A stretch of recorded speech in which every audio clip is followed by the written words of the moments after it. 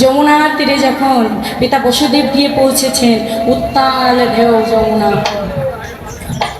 যমুনা কেঁদে কেঁদে বলছে, হে গোবিন্দ, সেই সত্য যুগে আমি ছিলাম বিরজা, তুমি ছিলে গোবিন্দ। রাধারানীর কুঞ্জ পরিত্যাগ করে তুমি আমার ঘরে এসেছিলে, আর সেইখান থেকে আমি যমুনা হয়ে পৃথিবীতে বহমান। একবার যখন করুণা করে আমার তটে এসেছ, তুমি কি আমার হৃদয় মন্দিরে আসবে না গোবিন্দ? কেঁদে কেঁদে বলছে। হ্যাঁ হ্যাঁ, ভক্তাধীন ভগবান তো সব সইতে পারেন, শুধু ভক্তের কান্নাকে সইতে পারেন না। যখন যমুনা দুবাহু তুলে চিৎকার করে কাঁদছে, তখন ভগবান আমার পিতা বসুদেবের মাথা থেকে ঝাঁপ দিলেন সেই যমুনার বক্ষে। যমুনা কি করলেন? হৃদয় মন্দিরে সিংহাসন পেতে ভগবানকে বসিয়ে দিলেন। আহা, যেই না হৃদয় মন্দিরে সিংহাসন পেতে ভগবানকে বসিয়ে দিলেন, ভগবান বলছেন, যমুনা তুমি দেখো তোমার বক্ষ মন্দিরে দাঁড়িয়ে আমার পিতা বসুদেব কেমন কাঁদছে, এবার আমাকে যেতে দাও। যমুনা বললেন, না গো প্রভু, এতদিনই একবারে যখন তোমাকে পেয়েছি, আমি তোমাকে আর ছাড়তে পারবো না। আহা, গোবিন্দ বললেন, যমুনা হে, যদি তোমার হৃদয় মন্দিরে তুমি আমাকে বসিয়ে রাখবে, তাহলে তুমি কেমন করে দুটো হাতে পুষ্প নিয়ে আমার শ্রী চরণে তুমি পুষ্পাঞ্জলি করিবে? বলো বলো যমুনা হে। যমুনা বললেন, হে গোবিন্দ, ওগো দয়াময়, আমি হয়তো দুই করে পূর্ণ করে তোমায় অঞ্জলি দিতে পারব, আমি হয়তো হে নাথ বলে দুটি নয়নে জলে তোমার সেবা করিতে পারিব না। তবে তুমি যখন আমার হৃদয় মন্দিরে থাকবে গোবিন্দ, আমি নয়নে মধ্যে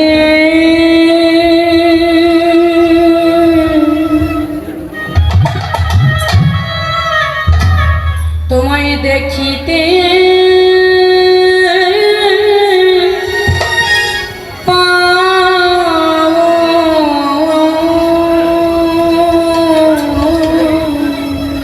গোবিন্দ।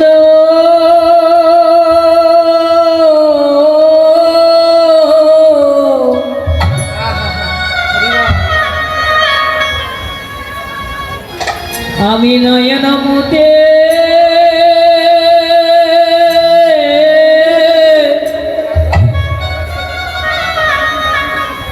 তোমায় দেখিতে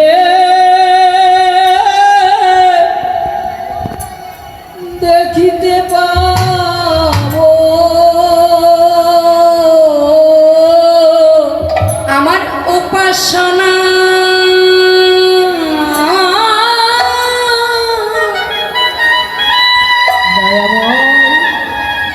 আমার উপাসনা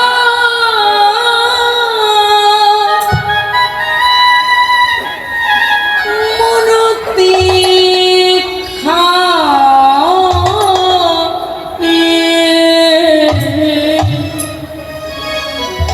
আমি নয়ন মনে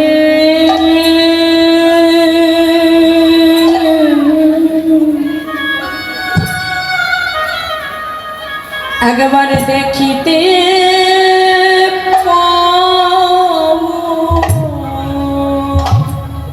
আমার উপাসনা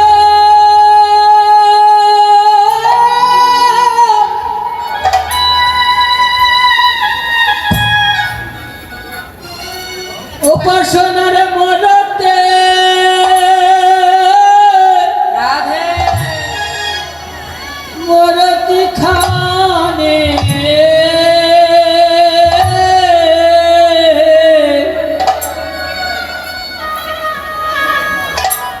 আমি নয়ন মতে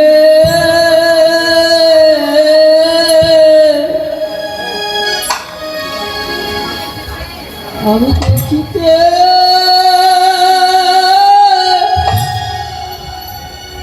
দেখিতে পাবো আমার উপাসনা।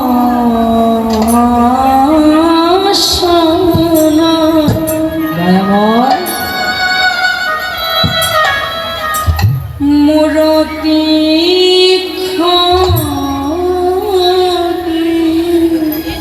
গোবিন্দ, আমি নয়ন মুদে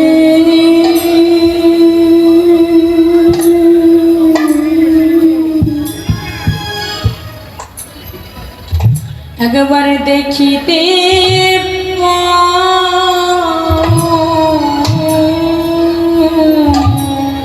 আমার